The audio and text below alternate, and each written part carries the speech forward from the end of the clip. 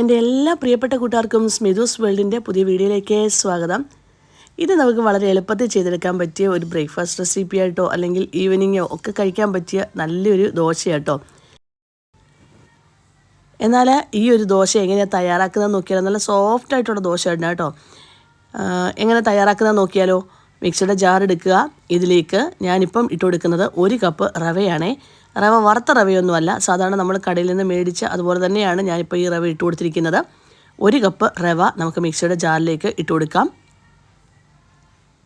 ഇതിനോടൊപ്പം തന്നെ നമുക്കിനിയും ചേർത്ത് കൊടുക്കേണ്ടത് 1/2 കപ്പ് തൈരാണേ. 1 കപ്പ് റവയ്ക്ക് 1/2 കപ്പ് തൈര്. അധികം പുളിയില്ലാത്ത തൈര് വേണം എടുക്കാനേ. ഇതിലേക്കിനിയും നമുക്ക് ചേർത്ത് കൊടുക്കേണ്ടത് 4 ടേബിൾ സ്പൂൺ അവലാണേ. മട്ടയവൽ വേണമെങ്കിൽ അത് ചേർത്ത് കൊടുക്കാം, അല്ല വെള്ളയവലാണെങ്കിൽ അതും ചേർത്ത് കൊടുക്കാമേ. ഇപ്പം ഞാൻ കപ്പ് സൈസ് എടുത്തേക്കാം. അപ്പോൾ 1/3 കപ്പ് അല്ലെങ്കിൽ 80 ml എന്ന് പറയും, അങ്ങനെ എടുക്കുക. എന്നിട്ട് ഇതിലേക്ക് കുറച്ച് വെള്ളം ഒഴിച്ച് നമുക്കൊരു 10 മിനിറ്റ് നേരം ഇതിനെ ഇങ്ങനെ വെച്ചിരിക്കാം. അവലൊക്കെ അപ്പോഴത്തേനൊന്ന് കുതിർന്ന് കിട്ടും. നല്ലതായിട്ട് വെള്ളം ഒഴിച്ച് നന്നായിട്ടൊന്ന് യോജിപ്പിക്കുക. എന്നിട്ട് വേണം 10 മിനിറ്റ് ഇതിനെ റെസ്റ്റ് ചെയ്യാൻ വയ്ക്കാൻ. ഇപ്പം ഞാൻ ആ റവയും അവലും അതുപോലെ തന്നെ തൈരും എല്ലാം കൂടെ ചേർത്ത് ഒന്ന് യോജിപ്പിച്ചെടുത്തിട്ടുണ്ട്. ഇപ്പോൾ ഏകദേശം 10 മിനിറ്റ് കഴിഞ്ഞിട്ടുണ്ട്. ഇതിലേക്ക് ഞാൻ 1 ടീസ്പൂൺ നെയ്യ് ഒഴിച്ചു കൊടുക്കുവാണ്. അതുപോലെ തന്നെ 2 തക്കാളി, നല്ല പഴുത്ത 2 തക്കാളി ചെറുതായി അരിഞ്ഞ് ഇതിലേക്ക് നമുക്ക് കഴുകി വൃത്തിയാക്കിയ ശേഷം അരിഞ്ഞെടുത്ത് ഇതിലേക്ക് ചേർത്ത് കൊടുക്കാം. ഒരു ചെറിയ കഷ്ണം ഇഞ്ചിയും കൂടെ ഞാൻ ഇട്ട് കൊടുക്കുന്നുണ്ട്. ഞാനിനി ഇതിലേക്ക് ഒരു 1/4 ടീസ്പൂൺ മുളക് പൊടിയാണ് ചേർത്ത് കൊടുക്കുന്നത്. നിങ്ങൾക്ക് വേണമെങ്കിൽ ഈ തക്കാളിയൊക്കെ ഇട്ട് കൊടുക്കുന്ന സമയം തന്നെ വറ്റൽമുളക് ചേർത്ത് കൊടുക്കാമേ. എരിവില്ലാത്ത വറ്റൽമുളക് 2 എണ്ണമോ 3 എണ്ണമോ ചേർത്ത് കൊടുക്കാവുന്നതാണ്. എന്നിട്ട് നന്നായിട്ട് അരച്ചെടുക്കണം. നമ്മൾ ദോശമാവൊക്കെ അരച്ചെടുക്കത്തില്ലേ, അതുപോലെ തന്നെ ഒട്ടും തരിയില്ലാതെ അരച്ചെടുക്കുക. അത് കഴിഞ്ഞ ശേഷം ആവശ്യത്തിന് ഉപ്പ് നമുക്ക് ചേർത്ത് കൊടുക്കാവുന്നതാണ്.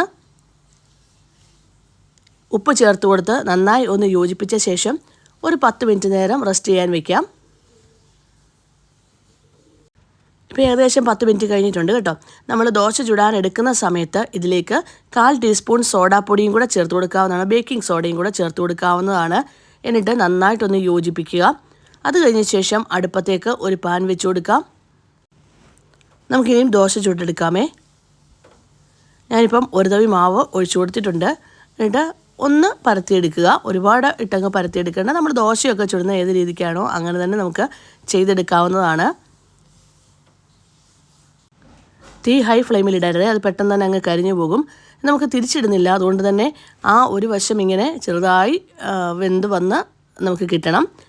അതുകൊണ്ടാണ് ഞാൻ പറഞ്ഞത് ഹൈ ഫ്ലെയിം ഇട്ട് കഴിഞ്ഞാൽ ഒരു വശം തന്നെ അങ്ങ് കരിഞ്ഞു പോകും. ഇങ്ങനെ ഈ ഒരു ബബിൾസൊക്കെ വരുന്ന സമയത്ത് നമുക്കിതിനെ ഒന്ന് അടച്ചു വയ്ക്കാം.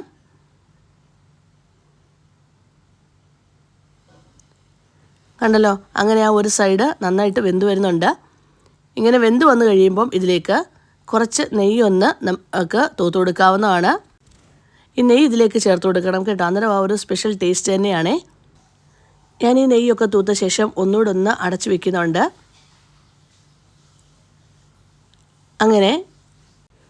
അങ്ങനെ തക്കാളി ദോശ തയ്യാറായി നമുക്ക് കിട്ടിയിട്ടുണ്ട്. വളരെ ടേസ്റ്റി ആയിട്ടുള്ളൊരു ദോശയാണ്, നല്ല സോഫ്റ്റാണ്. എല്ലാവരും ഈ രീതിക്കൊന്ന് തയ്യാറാക്കി നോക്കിയോണം. വളരെ എളുപ്പത്തിൽ ചെയ്തെടുക്കാൻ പറ്റിയതാണ് കേട്ടോ.